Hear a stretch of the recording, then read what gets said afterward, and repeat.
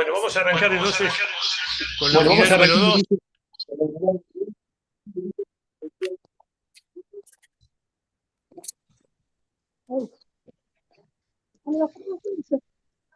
¿Me escuchan ustedes bien? No, Más no o se menos. escucha bien. Ahí sí. Profe, no se escucha.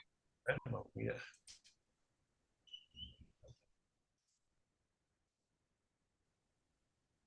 ¿Ahora me escuchan mejor?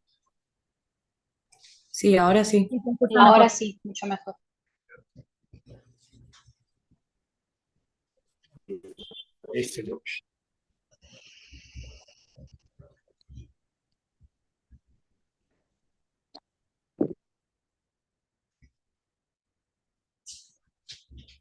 Bueno, entonces vamos a arrancar con la unidad número 2, que habla de necesidades, que está relacionado con la escasez. Esto es página 43 del libro. Cuando hablamos de escasez, estamos hablando de un problema económico que rige en todo el mundo y que la economía debería resolver. Es un problema que está en todas las economías de todos los países del mundo, de los 194 países que hay en el mundo. Tenemos necesidades y tenemos recursos. Habíamos visto que nuestros recursos eran limitados y que nuestras necesidades eran ilimitadas. Eso lo vimos en la clase pasada ayer. Entonces, ¿para qué creamos recursos? Para tener capacidades y poder transformarlo en bienes y servicios, que es lo que nosotros habíamos dicho que la economía se ocupaba. Los bienes son escasos y la sociedad debe utilizarlos bien. Entonces, la escasez trae conceptos que son necesidades, factores productivos, bienes y servicios.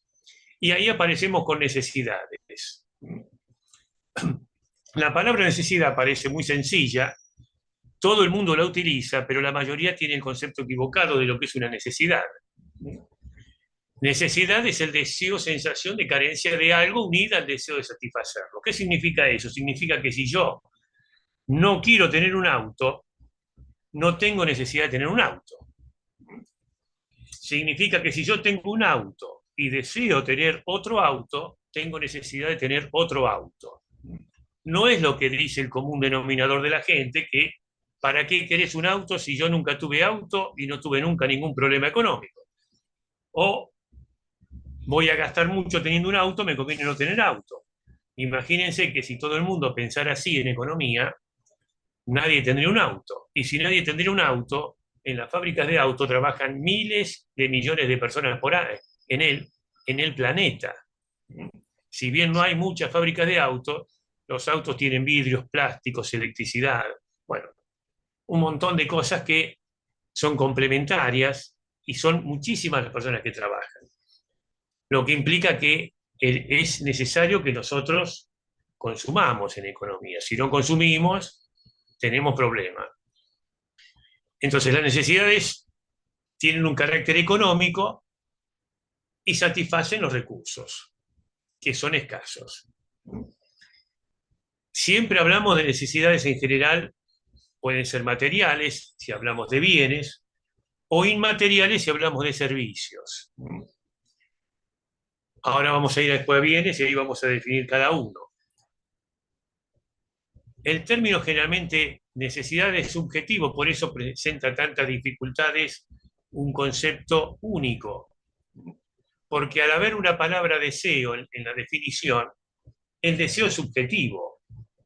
Y eso hace que yo considere que para qué quiero unas zapatillas nuevas, Nike, carísimas, si gana poco. Bueno, eso está mal. Todos tenemos necesidades. Y las necesidades son el deseo, sensación de carencia de algo unida al deseo de satisfacerlo. Bien.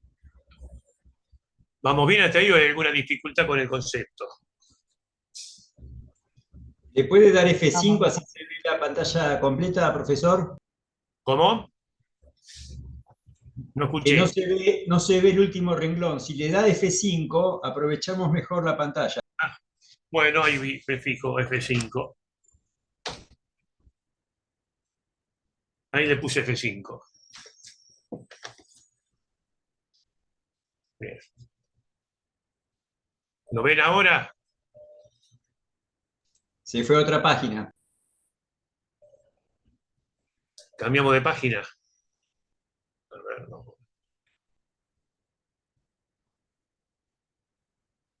Eh,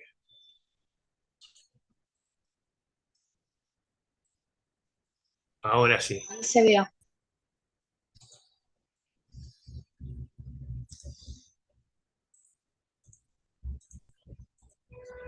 Ahora sí va. Esto lo habíamos visto. Ahí va bien. Bien. Esto también lo vimos y habíamos arrancado con el concepto de necesidades.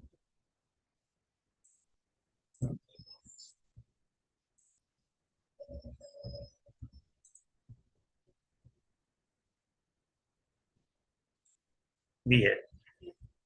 Bueno. ¿Alguna duda hasta acá con este tema? ¿No? Seguimos con las necesidades que tienen ciertas características. Son ilimitadas. ¿Por qué? Porque el deseo no tiene límites. Limitada la capacidad, es decir, a medida que yo satisfago una necesidad, esa necesidad cada vez yo siento menos deseo de tenerlo. Son concurrentes, porque las necesidades pueden dar formas al mismo tiempo. Son complementarias, porque satisfacen una necesidad puede ser conjunto de un conjunto de necesidades. Y acá aparece la pirámide de Maslow, que está en la página 44. Ahí observamos que Maslow, que es un psicólogo americano, ¿por qué le dicen pirámide de Maslow? Porque hizo distintos escalones en la pirámide. Empieza con lo más básico. Lo más básico, que son las necesidades justamente básicas o fisiológicas, que todo el mundo la tiene que cumplir. Por eso la gente piensa en el ámbito, en el ideario popular, que las necesidades son las básicas o las fisiológicas. Porque ahí tenemos la alimentación, la salud, bueno, todo lo que corresponde para que yo pueda vivir. Entonces, eso no se cuestiona. Pero a medida que yo voy satisfaciendo una necesidad, va surgiendo otras. Satisfago mis necesidades básicas, paso a necesidades de seguridad. Es decir, me tengo que sentir seguro, protegido. Satisfechas estas necesidades, paso a necesidades sociales.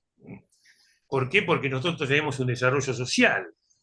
Somos asociaciones, necesitamos que nos acepten socialmente. Satisfecha esta, pasamos a la idea de autoestima. Necesitamos un reconocimiento, una confianza. Y satisfecha llegamos a la máxima, que es las necesidades de autorrealización, que es el desarrollo potencial. Esa está en la cúspide, en el final de toda la pirámide. Esa es una forma de ver las necesidades. Pero hay otra clasificación de necesidades. Página 48. Según de quién surge. Es decir, ahí tengo, por ejemplo, necesidades de comer. Esas son necesidades que no se cuestionan. Nadie cuestiona que ningún ser vivo necesite comer. Por eso se llaman necesidades naturales. Ahora, por ejemplo, celebrar la unión de una pareja. Yo antiguamente decía casamiento, entonces no saqué esa palabra. ¿Por qué? Porque generaba un debate si era necesario casarse o no era necesario casarse, pero no ese era el debate era otro. Entender qué tipo de necesidad es. Entonces dije, celebrar la unión de una pareja. Yo puedo celebrar la unión de una pareja, hacer una fiesta para compartir momentos con los seres queridos, vecinos, amigos, familiares, o puedo unirme con una pareja y no hacer nada. Entonces, hay gente que tiene necesidades sociales, hay gente que no las tiene. Esa se llama necesidad social. Otro tipo de necesidades son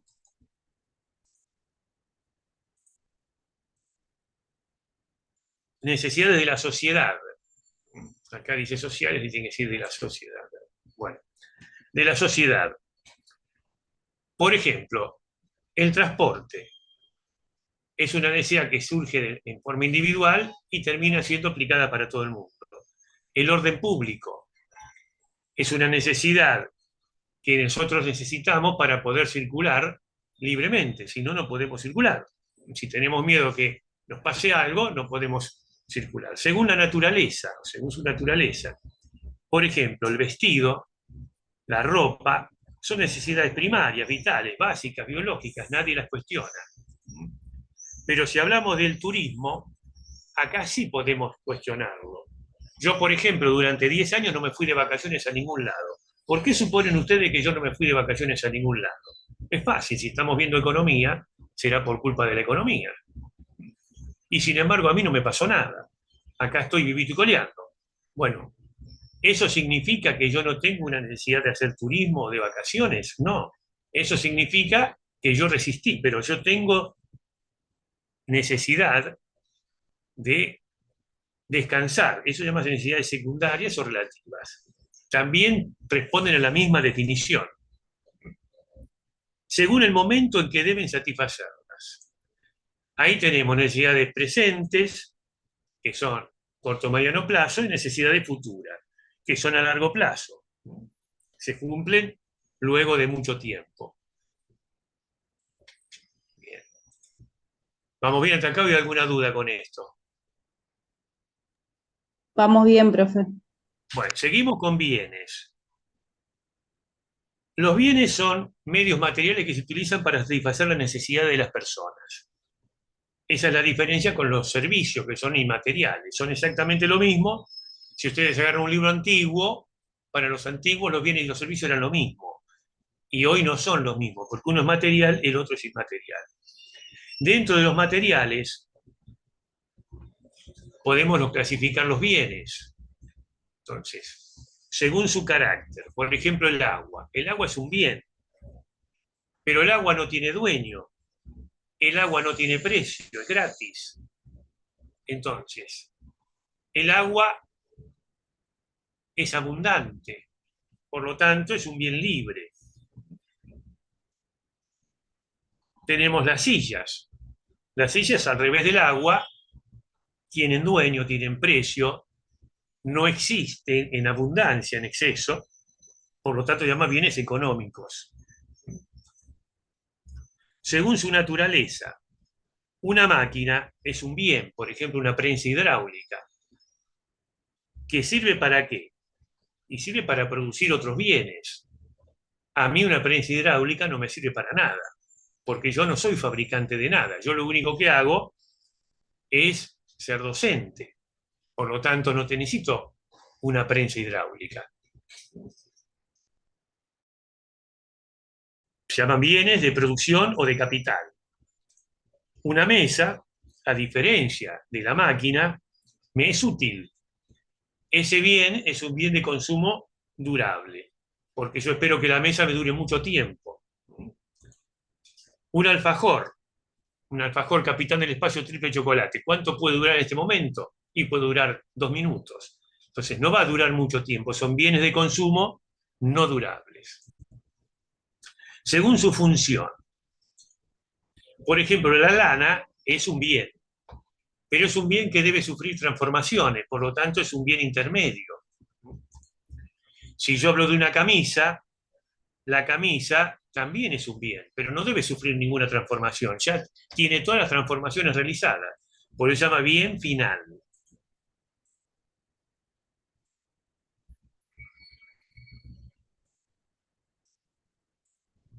¿Vamos bien hasta acá?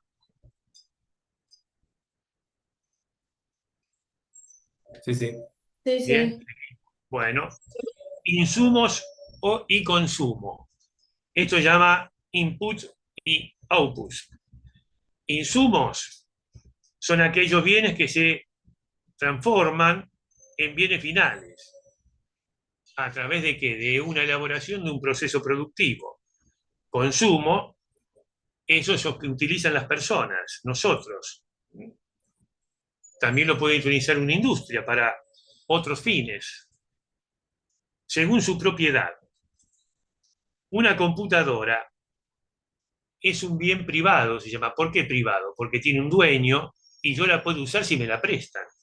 Si no me la prestan, no la puedo usar. Y si quiero comprar una computadora, tengo que comprarla, si quiero yo tener una computadora. Un hospital es un bien público, porque todos tienen acceso al hospital. No hay nada que restrinja el acceso al hospital. Fíjense que acá influyen inclusive las leyes. Nosotros, en nuestros hospitales públicos, se atiende a todo el mundo. Inclusive si no es argentino, también se lo atiende. No sé si ustedes se acuerdan, hace un par de años atrás, un profesor argentino fue a Bolivia y tuvo un accidente con la moto y no lo atendieron porque tenía plata para pagar el hospital. Y ese profesor murió. Si lo buscan en el Google lo van a encontrar. Bueno, ¿por qué? Porque las leyes en Bolivia son distintas a las leyes en Argentina. Eso acá hubiera sido un juicio al director del hospital, al médico y a todo el mundo, ¿no? Bien. Según el ingreso o la renta de los consumidores. Mortadela. Mortadela es un fiambre. ¿Qué características tiene ese fiambre? Que es de lo más barato que hay. Por eso se llama bienes inferiores. Es un bien barato. Ese bien, a medida que aumenta el ingreso de una familia, cada vez se consume menos. Y a medida que disminuye el ingreso de la familia, cada vez se consume más. ¿Por qué? Porque si yo mi ingreso cada vez es menor, me tengo que inclinar por los bienes baratos. Si mi ingreso cada vez es mayor, puedo recurrir a bienes más caros. Jamón crudo. Jamón crudo es un bien que se denomina de primera necesidad. ¿Por qué? Porque también es un fiambre igual que la mortadela, pero a diferencia del anterior es caro. Por lo tanto, el proceso es al revés del anterior. Crece con el aumento del ingreso de la familia. La computadora es un bien considerado de lujo. ¿Por qué? Porque acá produce un aumento en la cantidad demandada de estos bienes que es mayor en proporción. Esto no lo vamos a diferenciar, lo vamos a diferenciar realmente en mortadela y jamón crudo, porque la computadora y el jamón crudo pertenecen al mismo tipo de bien. Los dos son bienes de lujo. A veces yo no lo quiero llamar de primera necesidad porque se confunde con necesidades primarias, pero son bienes normales, los dos. Por lo tanto, para nosotros tienen bienes inferiores y bienes normales.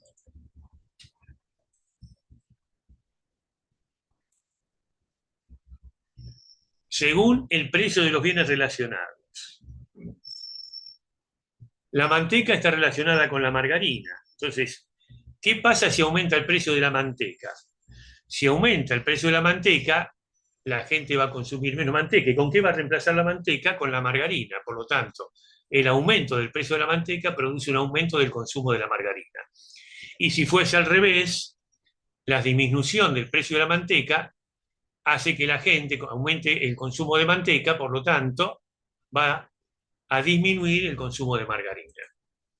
Estos se llaman bienes suplementarios, sustitutos. ¿Por qué? Porque un bien reemplaza al otro. Café con leche. Acá pasa al revés de lo que dijimos recién. Si aumenta el precio del café, la gente consume menos café y también consume menos leche. No leche sola o leche con Nesquik, sino al consumir menos café con leche, va a consumir menos leche en total. ¿Se entiende el razonamiento? Es decir, si aumenta el precio del café, el que consume leche sola va a seguir consumiendo la misma cantidad de leche sola. El que consume leche con Nesquik va a seguir consumiendo la misma cantidad de leche con Nesquik. Pero el que consume café con leche, como el café es más caro, el café con leche es más caro. Si aumentó el precio del café, el capuchino es más caro. Si aumentó el precio del café, el cortado es más caro. Si aumentó el precio del café, la lágrima es más cara.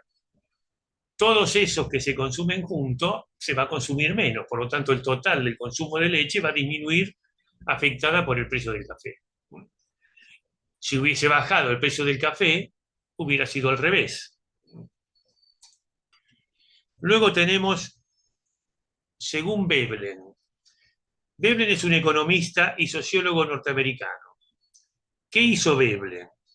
Veblen habló de bienes conspicuos. ¿Qué significa esto? El que estudió aquellos bienes que se consumen por estatus social. Por ejemplo, el Rolls Royce es un automóvil que solamente está hecho a medida para algunos. Louis Vuitton son productos caros, no son de uso masivo. ¿Qué dice Veblen? Que estas personas que consumen este tipo de bienes lo hacen porque marcan un estatus social. Si esos bienes serían más baratos, estas personas que consumen este tipo de bienes no lo harían. Según la paradoja Giffen, Giffen fue un economista británico que en 1846 él se dedicó a estudiar la clase media irlandesa que consumía carne y papa principalmente. Y en 1846, por una mala cosecha, aumentó el precio de la papa. ¿Y qué hubiéramos hecho nosotros? ¿Hubiéramos dejado de consumir papa o hubiéramos disminuido el consumo de papa? Bueno, ahí pasó al revés. La gente dejó de consumir carne y se dedicó a consumir nada más que papa. Esto es una excepción que marca simplemente que hay excepciones a las reglas. Por eso usamos la ley de los grandes números. Porque si buscamos excepciones, siempre las vamos a encontrar, pero no es el común denominador, porque el consumidor en general siempre actúa en forma racional, salvo excepciones. Bien. Ley de sustitución. Esta ley, ¿qué nos dice? Nos dice que los consumidores reaccionan ante los distintos bienes y servicios. ¿Y cómo reaccionan? Cambios de los consumidores cuando compran bienes y servicios, producen cambios, van cambiando. ¿De qué manera cambian? Y constantemente debemos nosotros reducir o suprimir la satisfacción de alguna necesidad que tenemos. Eso de acuerdo por culpa de la economía, como dijimos al principio, no me fui de vacaciones por 10 años por culpa de la economía. Entonces la economía marca que yo tengo que estar constantemente modificando mis necesidades y mis consumos. Bueno, micro y macroeconomía ya lo vimos en el día de ayer, así que eso no es necesario, lo vemos. Y positiva, economía positiva y normativa también lo habíamos visto ayer, por lo tanto, eso lo dejamos terminado acá. ¿Dudas que les quedó de lo que vimos hoy? ¿Alguna duda que quieran consultar, preguntar?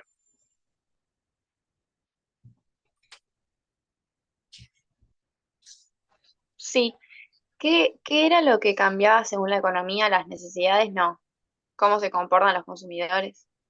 No, lo que cambian es la utilización de vos de tus necesidades. Vos tus necesidades las vas adecuando de acuerdo a tus posibilidades económicas, que se llama en economía poder adquisitivo.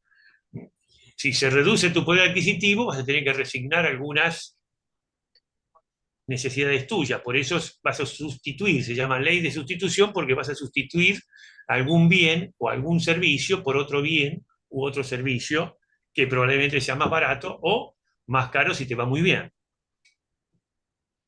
¿Se entendió? Sí. ¿Alguna otra duda?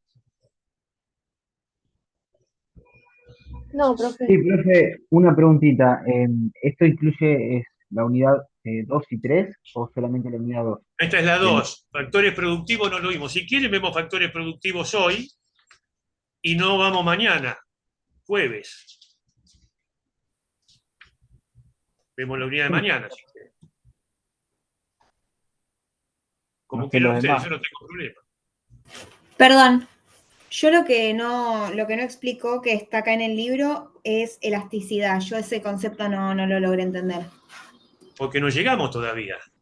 Ah, ok, perdón. No pertenece a este capítulo. Estamos en el 2. Ok, perdón. No, vamos por orden. Siempre tienen que entender que para ir entendiendo tenemos que ir paso por paso. ¿No? Porque si vamos a los saltos no entendemos nada. Elasticidad pertenece a mercado. Está más o menos y bastante más adelante. No, está acá en la unidad 2. En la 2 no está, yo no lo tengo en la Sí, 2. dice clasificación de los bienes, elasticidad de precio, elasticidad de ingreso o renta. ¿Qué libro tenés vos? ¿El de usted? Yo tengo el capítulo 2, dice necesidades, pirámide de Maslow, clasificación de las necesidades y su satisfacción, clases, bienes y servicios, clasificación de bienes, micro y macroeconomía, que no la vimos porque lo vimos ayer, economía positiva y economía normativa, que no lo vimos porque lo vimos ayer, y ley de sustitución. Ahí termina la unidad número 2. Después empieza la unidad número 3, que son factores productivos. Ok, Me perdón, parece que puede vos te ser que fuiste yo a la lo tenga unidad mal. número 3, Sí, sí, que yo lo tampoco está tenía en la así. 3. Profe, Está acá en- lo tengo en el índice, que está en la página, bueno, al principio, ¿no? En el índice sí está, dice clasificación de los bienes, elasticidad precio, elasticidad ingreso o renta, elasticidad cruzada. En el índice está indicado, pero después en el contenido me parece que no. Ah, sí, sí, perfecto. Ese es un error. Gracias por decírmelo porque lo tengo que sacar de ahí, sí. No, no está en el desarrollo, no está, porque no pertenece a esta unidad. Para ver esto, primero lo que tenemos que ver nosotros es mercado, oferta y demanda. ¿Se entiende? Si no, no vamos a entender necesidades. Perdón, elasticidad. Después que veamos oferta y demanda, ahí vamos a ver elasticidad. Sí, está en el índice, pero no está en el desarrollo de la unidad. Bien. Otra pregunta, otra consulta.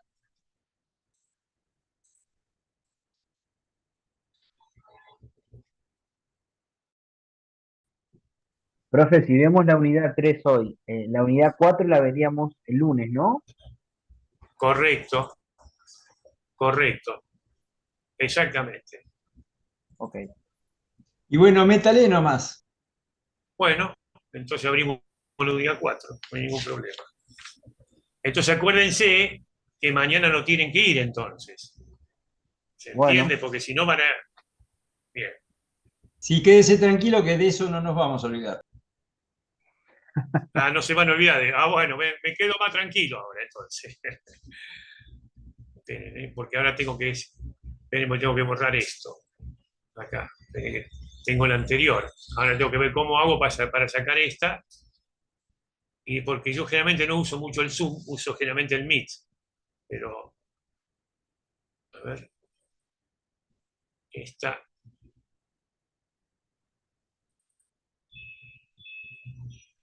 Esperen que tengo que sacar esta, a ver cómo hago.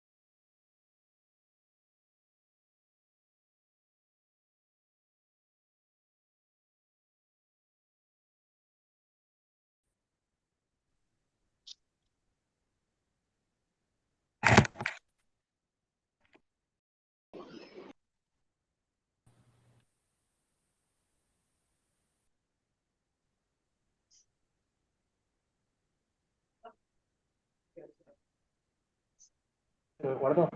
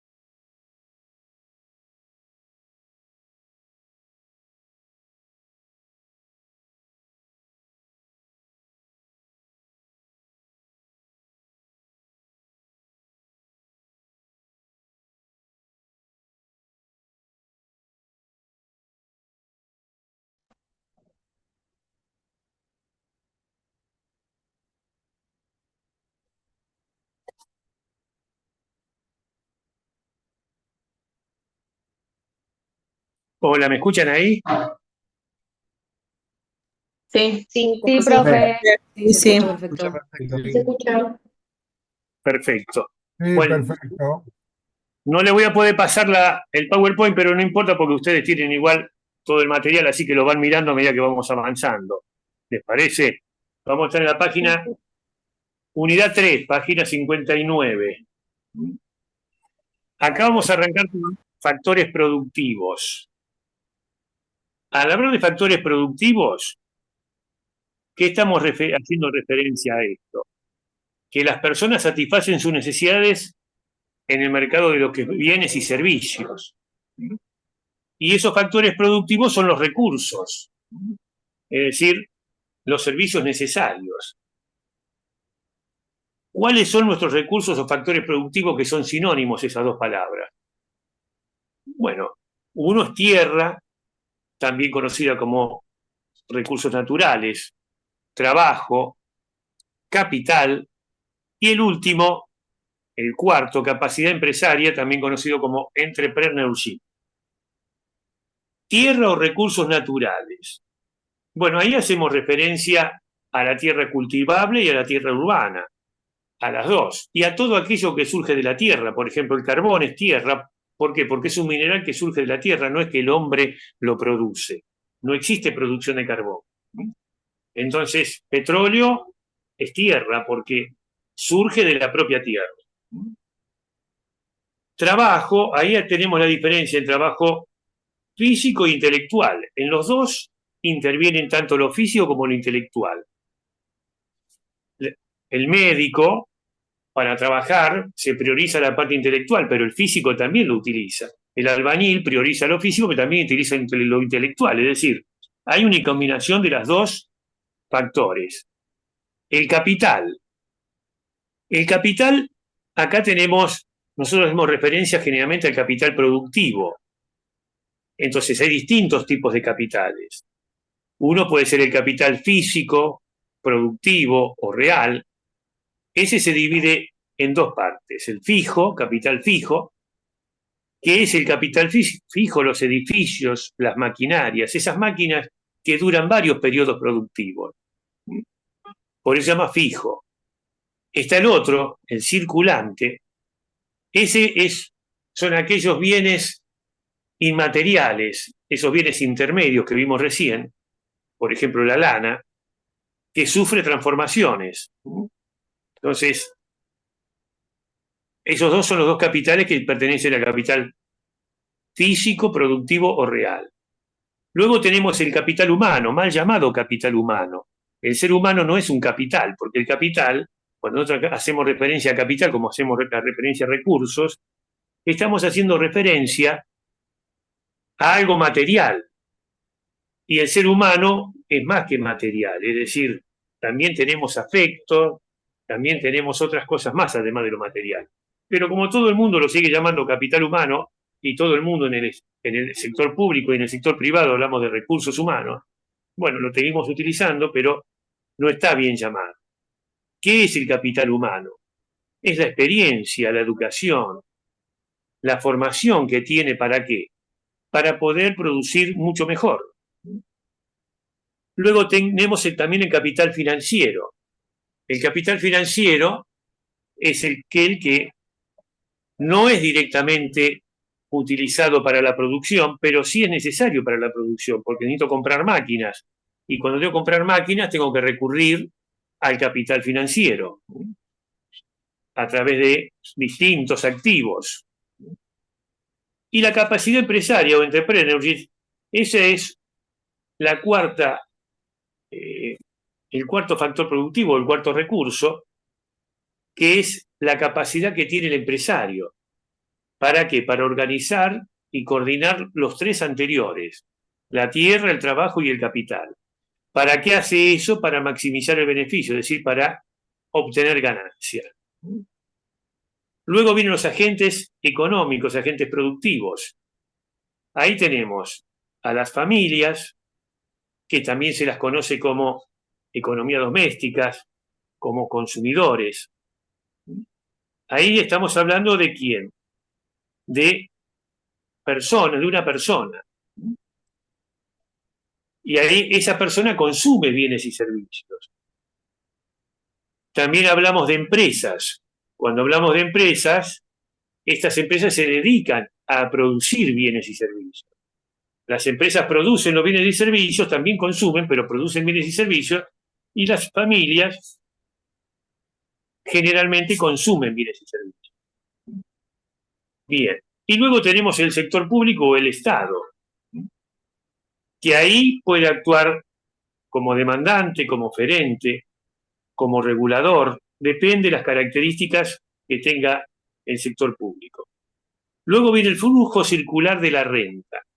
Cuando hablamos de flujo circular de la renta, acá estamos haciendo referencia, por ejemplo, la economía más pequeña que hay, esa economía se basa fundamentalmente en dos agentes económicos, las familias y las empresas. Esa es la economía más pequeña que hay, no hay economía más pequeña que esa. Ahora, ¿cómo se relacionan las familias con las empresas? O sea, estos dos agentes económicos. Las familias aportan a las empresas los factores productivos, que acabamos de ver recién. O sea, de las familias salen los trabajadores. Por el otro lado están las empresas. La sumatoria de todos estos aportes es lo que se conoce como el ingreso. Como contrapartida, la empresa produce bienes y servicios. ¿Para qué produce bienes y servicios? Con destino a las familias. Y el total de todos esos bienes y servicios se conoce como producto. Esos bienes y servicios que consumen las familias, a cambio de eso le pagan dinero a las empresas. Y esta economía se ve en dos flujos equivalentes. Por un lado, el flujo monetario y por otro lado, el flujo no monetario. Flujo monetario, ¿cuál sería?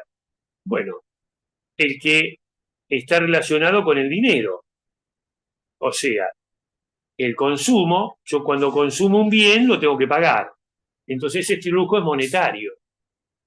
La renta que me paga, el salario que me paga la empresa por mi trabajo, ese es monetario. Bien. Ahora la pregunta. De esta manera, esta economía, tengo dos flujos principales, el flujo real y el flujo monetario. Ahora, ¿qué me está faltando en ese análisis? Yo vi las familias y las empresas. Ese se llama sector privado. Quiere decir que me está faltando el sector público. Y el sector público, ya sabemos dónde saca la plata las familias. Las familias sacan la plata de su trabajo. Ya vimos de dónde sacan la plata las empresas. Las empresas sacan la plata de las ventas de los bienes y servicios que producen. Ahora incorporamos un nuevo sector que se llama sector público. ¿Y de qué se alimenta el sector público? ¿Qué les parece a ustedes? ¿De qué se alimenta el sector público? Del pago de impuestos. Muy bien, exactamente. El sector público se alimenta a través de los impuestos. ¿Y a quién le cobran los impuestos el sector público? A las familias. Y a las Muy empresas también deberían. Muy bien. A las familias y a las empresas, correcto. Ahora vamos a analizar bien esto que dijimos recién, ¿no? Vamos a analizarlo un poco más profundamente. Fíjense, el precio de un bien, el precio del alfajor. ¿Cómo hizo la empresa que produce el alfajor? Vamos a suponer Capitán del Espacio Triple Chocolate, que es el que me gusta a mí. O el Habana. ¿Dónde sacó el precio de la Habana para poner el precio del alfajor? Del precio ¿Cómo del costo de los materiales más lo que les Muy salió bien. a ellos en sí producirlo, su mano de obra, digamos. Y Costo los material, impuestos. mano de obra y las tarifas, profe, también. Muy bien. Los impuestos generalmente los cargan en el precio. Es decir, si yo le pongo alto impuesto a las ganancias a Habana, me lo va a recargar en el precio. ¿Mm? ¿Por qué? Porque si Habana cierra, no paga más impuesto a la ganancia. Y si yo le pongo un impuesto por la venta de alfajores, me lo va a recargar en el precio del alfajor.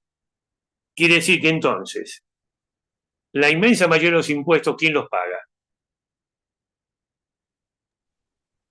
El consumidor paga el impuesto cuando termina pagando en el precio. Las familias. Las familias pagan los impuestos. No es que la empresa no lo paga. Si yo le llego a decir que no lo paga, la empresa va a venir con un bibliorato, con 2 millones de facturas que le pagó a la FIP o al ARCA, como se llama ahora, y me va a decir, acá está, que vos decís que yo no pago. Yo no dije que no pagás. Yo lo que dije es que vos sí pagás. Lo que pasa es que vos recargás la mayoría de los impuestos que pagás en el precio del producto que producís y que vendés. Porque es normal que haga eso. Porque si la empresa cierra, ese impuesto no lo paga más. Por lo tanto, es un impuesto que está pagando porque está produciendo un bien. Entonces, si yo estoy consumiendo ese bien, me lo va a cobrar a mí. Y decir que entonces, las familias son la mayoría de las personas, de la gente que paga los impuestos. Bien. Y el sector público, ¿qué hace o qué debería hacer con ese ingreso que recibe de los impuestos? Bueno, varias cosas tendría que hacer. A través de las transferencias, recursos que el Estado transfiere, una parte a las familias y gran parte a las empresas. Por ejemplo, le paga a una empresa constructora para construir un camino, un puente, un hospital, una escuela. Eso se conoce como obra pública. O le otorga créditos blandos, o sea, a baja tasa de interés, para que las empresas puedan comprar máquinas y así mejorar la productividad. Es decir, es un flujo de dinero que sale del sector público y termina yendo a las empresas. Lo único que ponemos ahora es el flujo monetario. Por lo tanto, a partir de ahora lo único que consideramos es el flujo monetario. Llegan los impuestos al sector público y se trasladan hacia las empresas en forma de gasto.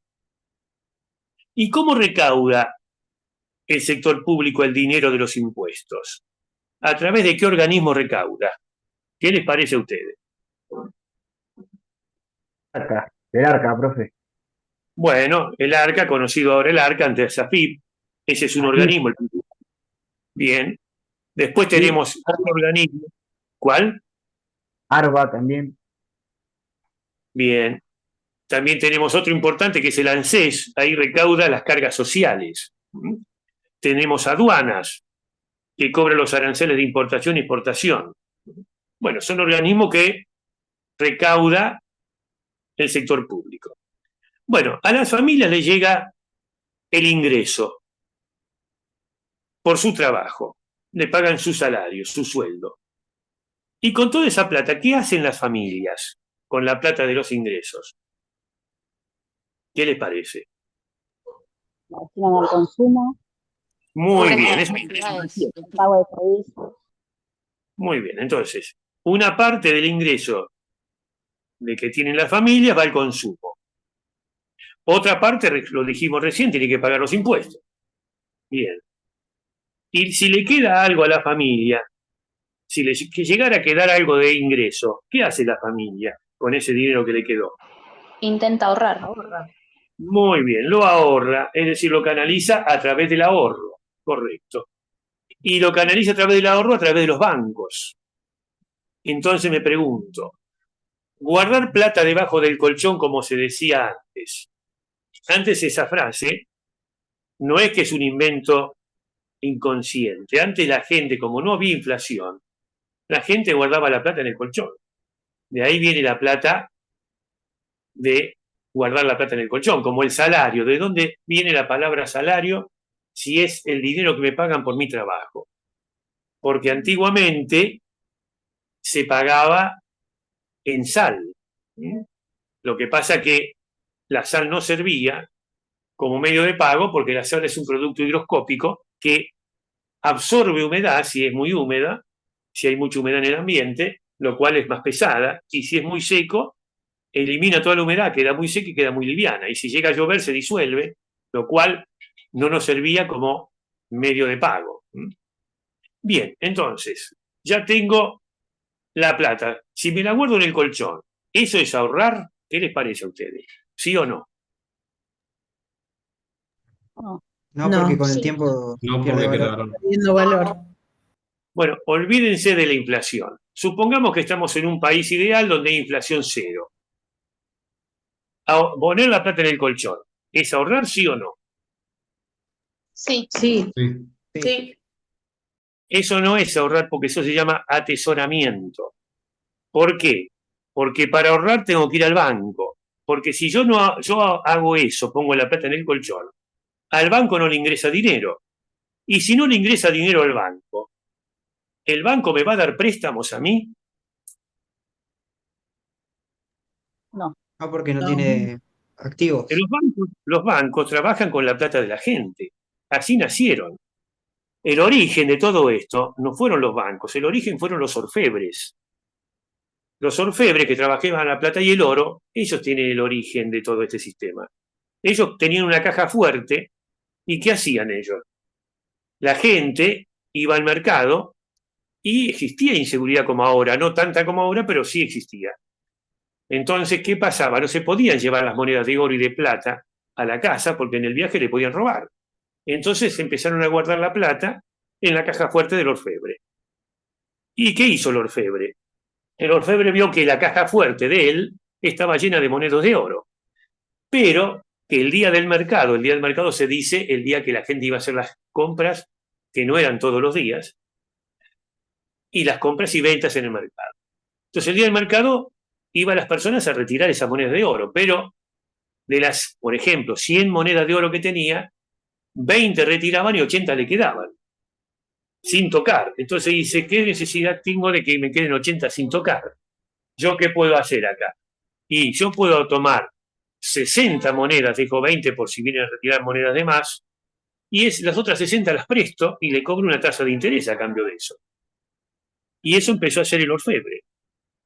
Y luego, como había gente de distintos lugares, por ejemplo, Facultad de Derecho, por ejemplo, Vicente López, por ejemplo, Ramos Mejía, entonces, ¿qué pasaba?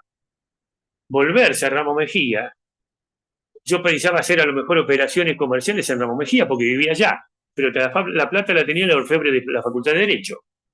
Entonces, ¿qué me dice el orfebre de la Facultad de Derecho? No te hagas problema. Hacé la operación comercial en Ramos Mejía, firmale un papelito al orfebre de Ramos Mejía, que es Carlito, amigo mío. Nosotros nos juntamos una vez cada 10 días y él me trae los papelitos que son míos y yo le doy los papelitos de él y sumamos y restamos y no hay ningún problema, haces operaciones. Pero te va a cobrar un interés. Ya le cobraba interés por guardar la plata, ahora le cobra interés por las operaciones comerciales. Ese papelito que empezó a usar el orfebre se fue popularizando, hoy se llama cheque. Y ahí cuando esto creció tanto, ahí aparecen los bancos. Haciendo lo mismo que hacía el orfebre. No es que el banco es bueno ni malo, así nació el banco. Y así va a morir el banco, no va a cambiar. Si yo la plata no la pongo en el banco, está fuera del sistema.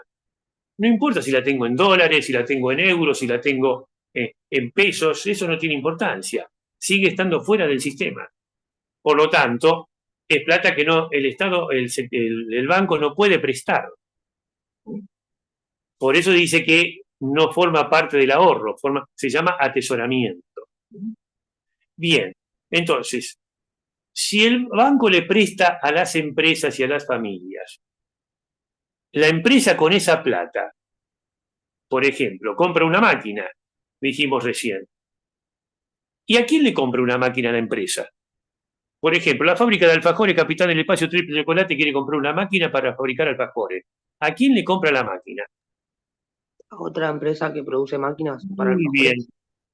muy bien, exacto. ¿Ven como si pensamos sacamos las cosas? Exactamente, a otra empresa. Esto significa realizar una inversión, porque comprar una máquina, si está comprando una máquina nueva, ¿por qué está comprando una máquina nueva? Para producir más. Y producir más, si está produciendo más, es porque está vendiendo más. Porque si vende menos, ¿para qué va a producir más? Y si vende más, eso implica que el valor de la empresa aumenta. Por eso se llama inversión. Creación de valor. Y si el banco le presta la plata a las familias, ¿qué hacen las familias con esa plata? La invierten. ¿En qué? Una propiedad, en un auto. Bueno, entonces, Ollas. eso se llama consumo. ¿Mm? Eso se llama consumo. Quiere decir que si compro un auto, compro lo que sea, una joya, dice acá la compañera, una casa, lo que sea, depende, ¿no? Porque una casa va a tener que prestar $200.000, pero generalmente los préstamos son mucho menores. Pero no importa, supongamos que me prestan los $200.000. Va a haber que producir más casas o más departamentos. Entonces, al aumentar el consumo implica aumento de la producción. Pero para producir más, tengo que invertir más. Por lo tanto, el dinero que los bancos prestan termina directo o indirectamente canalizándose hacia las empresas. Y ahí me está faltando un sector, porque ya dije el sector privado, el sector público, y me falta el sector externo. Todo lo que fabrica la empresa no termina siendo consumido por las familias. Hay una parte sobrante, fíjense que estoy diciendo lo sobrante. Sobrante no es la porquería que yo fabriqué y que me sobró y que no sirve para nada. Sobrante es, si yo fabrico 10.000 alfajores y acá en Argentina se consumen 5.000, me sobran 5.000, que son de la misma calidad que los 5.000 anteriores. Entonces, la parte sobrante que no se vende o no se consume por las familias, esa parte la vendo al sector externo. Pero lo sobrante, no lo demás. Si yo quiero aumentar lo que vendo al sector externo, tengo que aumentar primero la producción. No puedo aumentar la venta al exterior sin aumentar primero la producción. Bien. Entonces, después vamos a ver por qué. Y por el otro lado, lo que las familias no consumen, que lo que las familias consumen acá en Argentina, no todo es fabricado en nuestro país, sino que se compra también en el resto del mundo. Y acá aparecen las exportaciones y las importaciones. Bueno, ahí tengo todos los sectores ya relacionados. Entonces, ahí vimos lo que es el flujo circular de la renta. Ahora vamos a la página 63, frontera de posibilidad de producción. Fíjense, ahí tenemos dos tipos de factores. Factores productivos homogéneos, que son bienes que rinden parecido, costo de oportunidad parecido. Es decir, acá tenemos, si ustedes ven en la página 64, van a ver una tabla donde dice dulces y chocolates. Dulces 0, 1, 2, 3, 4, chocolates 18, 17, 14, 9, 0. Y al lado dice costo de oportunidad. Costo de oportunidad es lo que yo dejo de producir o de consumir para poder producir o consumir otro bien u otro servicio. Por ejemplo, en el primer renglón A, la opción A, si ustedes la miran, dice 18, por ejemplo, toneladas de chocolate y 0 de dulces. ¿Qué significa eso? Siempre los números me dan mucha información. Eso significa que esto es una fábrica de chocolates, que está produciendo solamente chocolate, porque nadie fabrica 0. Pero por razones económicas, el chocolate no le está dando la ganancia adecuada, o está dando pérdida, o lo que sea, decide incursionar en otro bien. Entonces comienza a producir dulces, pero para producir dulces tiene que disminuir la producción de chocolate. Entonces baja la producción de chocolate de 18 a 17 toneladas para poder aumentar la producción de dulces de 0 a 1 tonelada. 18 menos 17 es 1. Ese es el costo de oportunidad. ¿Por qué es el costo de oportunidad? Porque perdió de producir 1 tonelada de chocolate para poder producir ahora 1 tonelada más de dulce. En el renglón B, como no le está yendo mejor con el dulce, ¿por qué saco yo la conclusión que le está yendo mejor con el dulce? Porque si estaría ganando fortuna en el renglón B, no se movería de esos números. Seguiría fabricando así. Si aumenta la producción de dulces en detrimento de la producción de chocolate, es porque está ganando más plata con el dulce. Entonces, ahora para poder aumentar 1 tonelada de producción de dulces, tiene que bajar 3 toneladas la producción de chocolate, de 17 a 14. 17 menos 14, 3. 3 es el costo de oportunidad. 3 toneladas de chocolate perdió la oportunidad de producir para producir 1 tonelada más de dulce. En el renglón C, como sigue ganando más plata con el dulce. ¿Por qué? Porque si estaría ganando fortuna produciendo 2 toneladas de dulces y 14 toneladas de chocolate, se hubiera plantado ahí. Entonces, decide seguir aumentando la producción de dulce. Para eso tiene que seguir disminuyendo la producción de chocolate. Disminuye de 14 a 9, 14 menos 9 es 5. 5 es el costo de oportunidad, 5 toneladas de producción de chocolate perdió para poder producir 1 tonelada más de dulce. Como sigue ganando más plata con el dulce, vuelve a aumentar la producción de dulce, para lo cual vuelve a disminuir la producción de chocolate. 9 menos 0, 9. 9 es el costo de oportunidad, son las toneladas de chocolate que perdió la oportunidad de producir para producir 1 tonelada más de dulce. Esta fábrica, que originariamente era una fábrica de chocolate, se transformó en una fábrica de dulce, por el mismo motivo que dijimos al principio, está en el final. Si al final, en el renglón E, produce 0 toneladas de chocolate, 0 no existe. Por lo tanto, quiere decir que esta fábrica de chocolate se transformó en una fábrica de dulce. Y ahora, haciendo la representación gráfica de lo que vimos nosotros ayer, que los enseñó la maestra en la escuela primaria, que es el primer cuadrante, en el eje vertical ponemos los dulces, o podemos poner el chocolate si queremos, y en el eje horizontal el chocolate. Esto se llama factores productivos homogéneos. La empresa produce siempre en forma eficiente en la línea de producción de la frontera de posibilidad de producción. Eso es eficiente, está produciendo en forma óptima.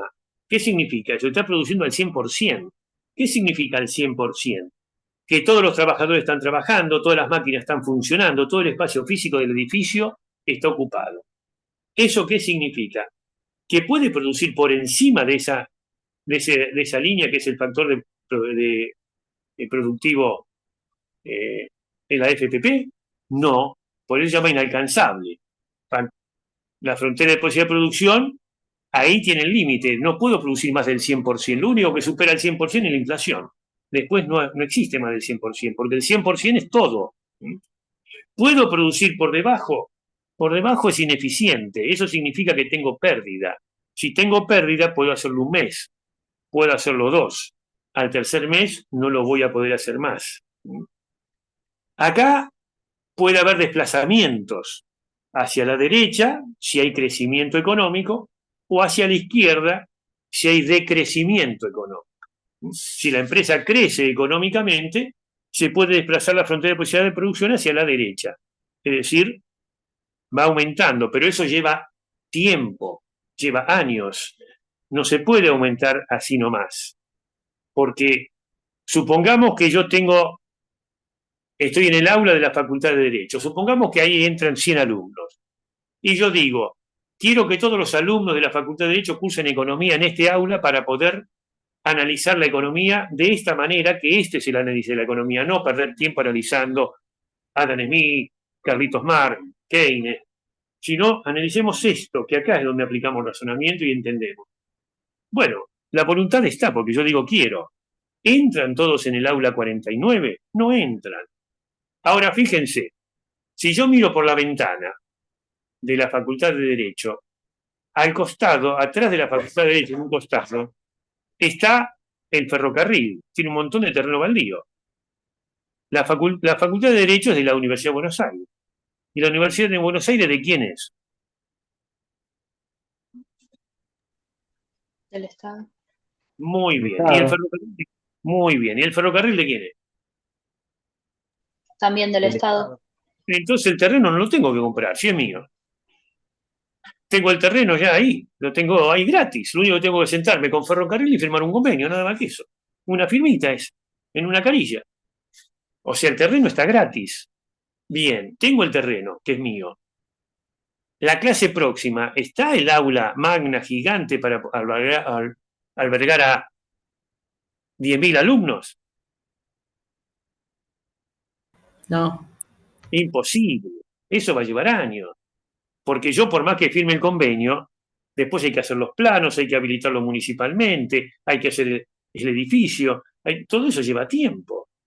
Entonces, el desplazamiento se puede hacer si hay crecimiento económico, pero siempre lleva tiempo.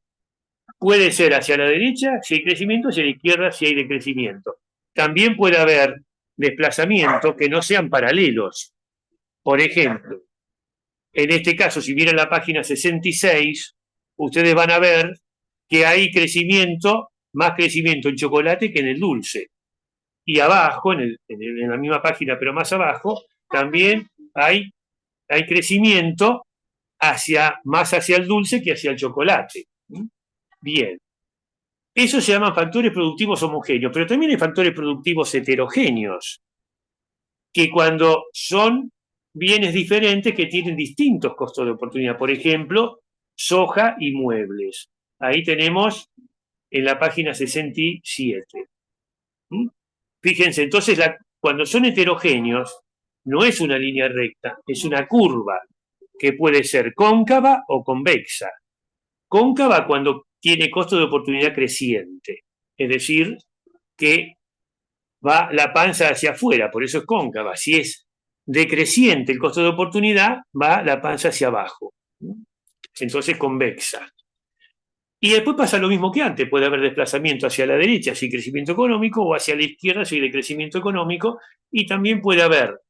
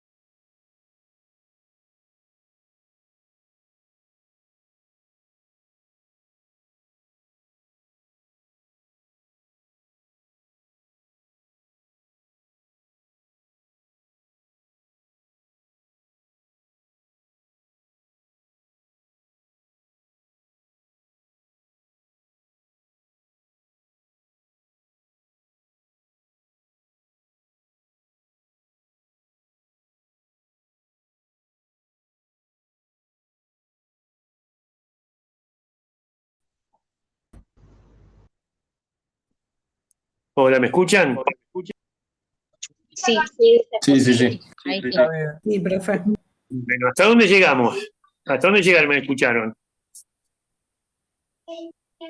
Estábamos en la curva convexa. Ah, perfecto, bien. Vimos factores productivos heterogéneos. Bien, hasta ahí me escucharon.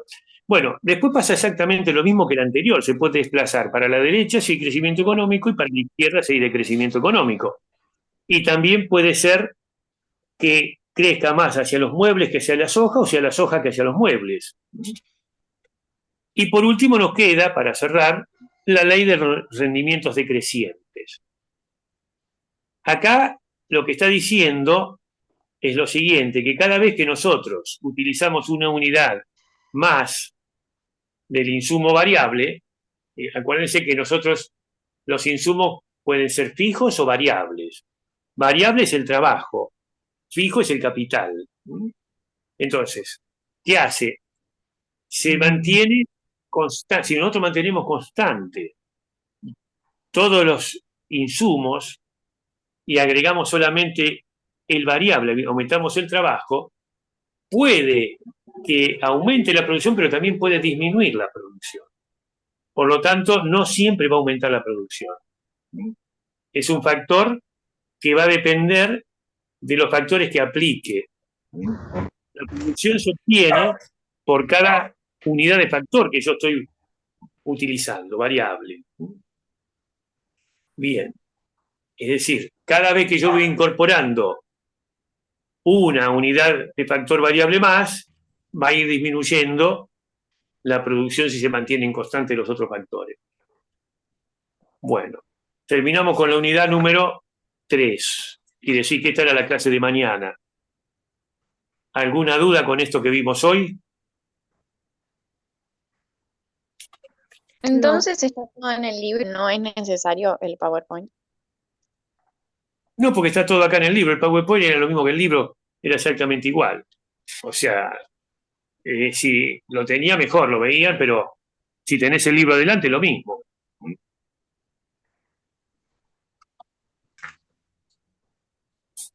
Sí, ¿qué otra A mí me duda? quedó algo de antes. Decime. Era un nombre, era que hay 4 tipos de capital. Está el capital productivo, físico, real, el Sí, circulante, capital humano, capital financiero, y me falta el que dijo de capacidad empresarial, que no me sale el nombre ahora. no, te repito de nuevo.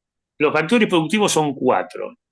Uno es tierra o recursos naturales, otro es trabajo, otro es capital, que se divide en distintos tipos de capital, capital real, productivo o físico, que a su vez se divide en fijo y circulante, capital humano y capital financiero. Y la cuarto factor productivo o el cuarto recurso es la capacidad empresaria. Ah, listo, era eso, nada más. Sí, ¿qué otra duda? Sí, una pregunta. ¿Podría repetir lo de la ley de los rendimientos decrecientes? Que no lo entendí mucho. Bueno, vamos de nuevo. Siempre que nosotros vamos aumentando la cantidad de insumos variables, es decir, el trabajo, no necesariamente va a aumentar la producción. Para que aumente la producción, también tiene que aumentar los insumos fijos. Es decir, vamos a observar una cosa. Si yo estamos en el aula de la Facultad de Derecho, el aula 49, que entran 100 alumnos, y yo digo, vamos a poner 200 alumnos, y hacemos entrar 200, ¿van a estar cómodos o van a estar incómodos? Incómodos. Cómodos. Muy bien. Y si están incómodos, ¿van a poder entender más o van a entender menos? Entender menos. Y menos, porque van a escuchar menos, van a ver menos, van a poder, mucho, todo menos. Entonces aumentamos el insumo variable, pero la producción cayó. Esa es la ley del rendimiento decreciente. ¿Se entendió? Sí, gracias. No, de nada. Bien. ¿Alguna otra duda?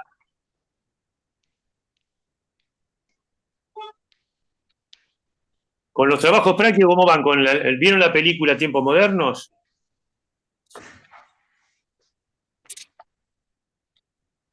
No. No todavía.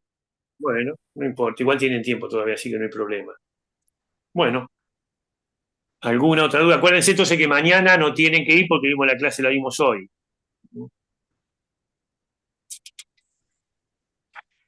Listo, profe, entonces mañana y el viernes no vamos.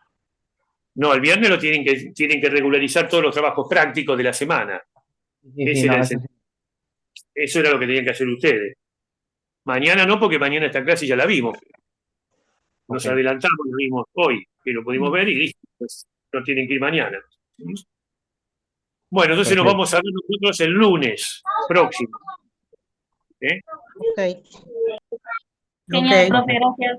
Gracias. Muchas gracias, profe. Muchas gracias. Sí, es igual. Para todos y todas.